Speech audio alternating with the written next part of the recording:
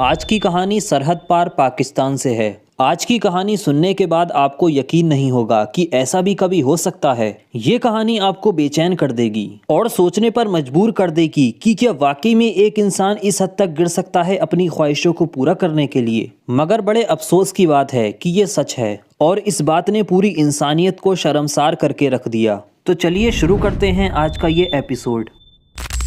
पाकिस्तान कराची में एक जगह है लियाकताबाद। 31 अक्टूबर 2011 को शाम के वक्त अंधेरा हो चुका था और कब्रिस्तान में काम करने वाले लोग वहीं बाहर एक जगह बैठकर कुछ बातचीत कर रहे थे। अचानक से एक आदमी जो कि वहीं काम करता था, चीखता हुआ बदहवास कब्रिस्तान के अंदर से भागता हुआ उनके पास पहुंचता है। उसका पूरा शरीर कांप रहा था और वो इतना डरा हुआ था कि उससे कुछ बोला भी नहीं जा रहा था। बस वो बार बार कब्रिस्तान की तरफ इशारा कर रहा था। तो उन्हें लगा कि शायद कब्रिस्तान के अंदर कुछ गड़बड़ है। उस आदमी की ऐसी हालत देखकर उन लोगों की भी हवा खराब होने लगती है, क्योंकि एक तो कब्रिस्तान, ऊपर से रात का वक्त। मगर वो सब लोग इकट्ठा होकर अंदर जाने का फैसला करते हैं और उस आदमी को भी अपने साथ अंदर ले जाते हैं। फिर वो डरते डरते किसी तरह उस आदमी के इशारों पर उस जगह पहुंच जाते हैं और वहां पहुंचने के बाद उन लोगों के भी होश उड़ जाते हैं। वो देखते हैं कि एक कब्र का एक तरफ का हिस्सा खुला हुआ है और लाश के ऊपर जो पत्थर का स्लैब था वो हटा हुआ है।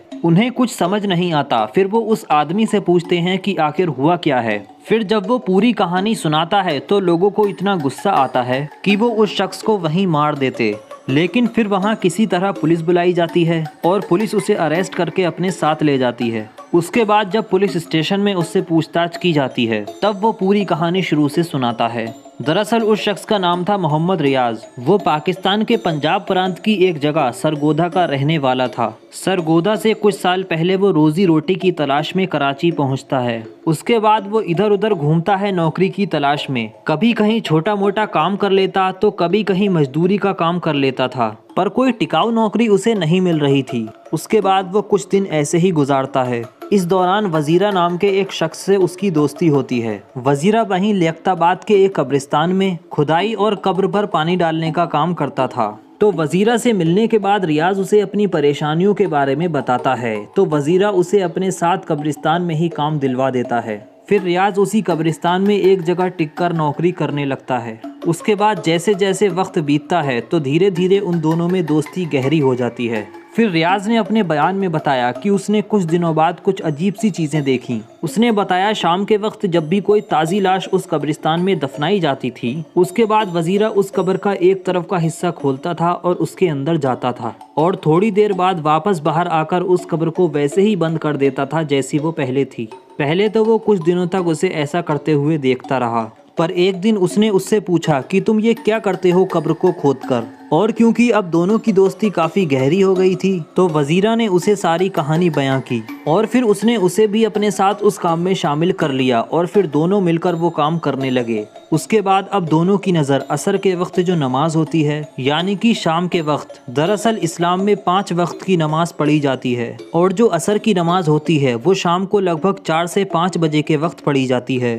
तो दोनों रोज़ असर की नमाज का इंतज़ार करते थे और उस वक्त जो भी लाश कब्रिस्तान में दफनाने के लिए आती थी दोनों उस पर नज़र रखते थे। फिर दोनों उस लाश की पहचान करने की कोशिश करते थे कि ये लाश मर्द की है या किसी औरत या लड़की की है। पर लाश की पहचान करने के लिए उन्हें ज़्यादा मेहनत नहीं लगती थी, क्योंकि मुस्लिम रीति रिवाज के हिसाब से अगर वो किसी महिला की लाश है तो उस कब्र पर एक चादर डाल दी जाती है और वो चादर एक निशानी होती थी कि ये लाश किसी महिला या किसी लड़की की है। उस चादर को देखकर दोनों समझ जाते थे कि ये लाश किसी औरत या किसी लड़की की है और उससे भी ज़्यादा ये इस बात का ख्याल रखते थे कि उस लाश को असर के वक्त यानी शाम को 4 या 6 बजे के बीच दफनाया गया हो। सुबह या दोपहर में दफनाए गए मुर्दों पर ये बिल्कुल ध्यान भी नहीं देते थे।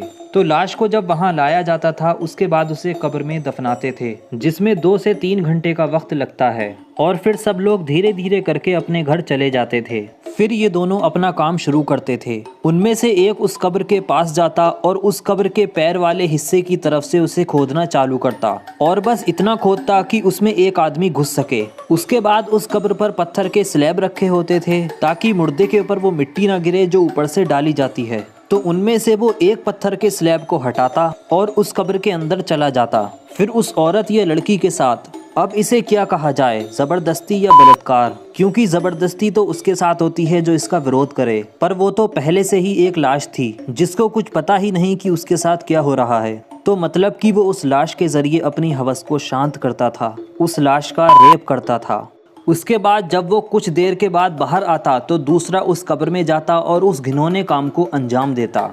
और ऐसा वो हर उस लाश के साथ करते जो शाम के वक्त दफनाई गई हो। और शाम का वक्त वो इसलिए चुनते थे ताकि उन्हें एकदम ताज़ी लाश मिले। और सुबह या दोपहर को वो ये काम इसलिए भी नहीं कर सकते थे क्योंकि वहाँ और लोग भी काम करते थे, इसलिए वो शाम के वक्त दफनाई गई लाश के साथ ऐसा करते थे, जिसे दफनाने में अंधेरा हो जाता था। और उस अंधेरे का फ़ायदा उठाकर ये दोनों उस घिनौने काम को अंजाम देते थे। कुछ समय बाद वजीरा की मौत हो जाती है क्योंकि वो काफ़ी नशा करता था और ड्रग्स वगैरह भी लेता था, मगर रियाज को उससे कोई फर्क नहीं पड़ता। वो अपना ये सिलसिला जारी रखता है और अब अकेले ही वो इस काम को करता रहता है।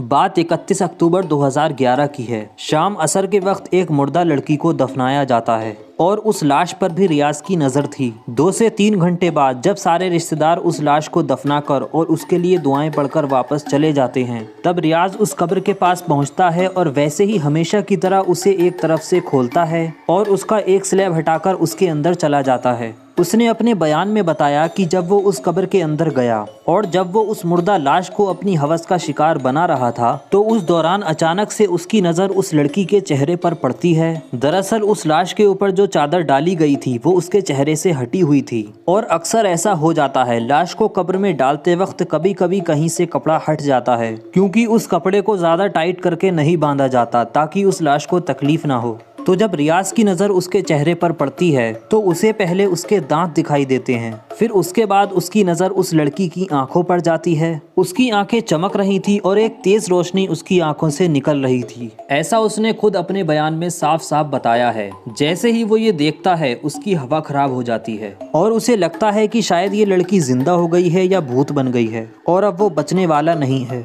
वो इतना डर जाता है कि ना आँव देखता है ना ताव और वहाँ से बदहवास चीखता हुआ भागता है और उन बाकी लोगों के पास पहुंचकर अपनी कहानी सुनाता है। उसके बाद उसे पुलिस के हवाले किया जाता है।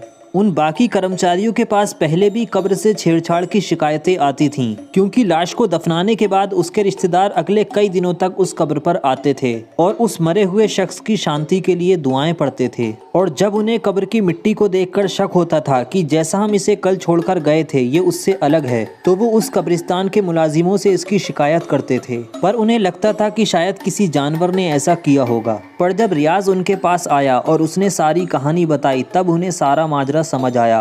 उसने अपने बयान में कबूल किया कि उसने 48 महिलाओं के साथ कब्र में उतरकर बलात्कार किया है और उसने ये पिछले 1.5 से 2 साल के अंदर किया। कितने मुर्दों के साथ ये कर चुके हो? ये 48 साथ हो गए।